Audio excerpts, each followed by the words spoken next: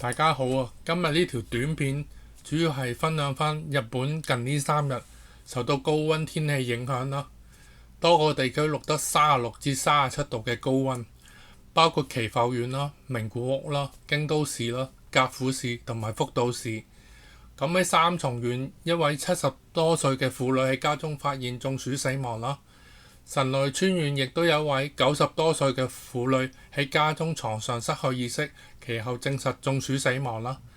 東京亦都有57人中暑需要送院檢查嘅。咁其實6月已經去到36、7度呢，喺日本嚟講都屬於反常。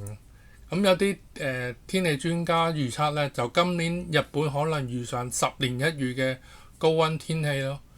咁大家都會知道日本7、8、9月呢係屬於全年最熱嘅天氣，東京有時會去到40度。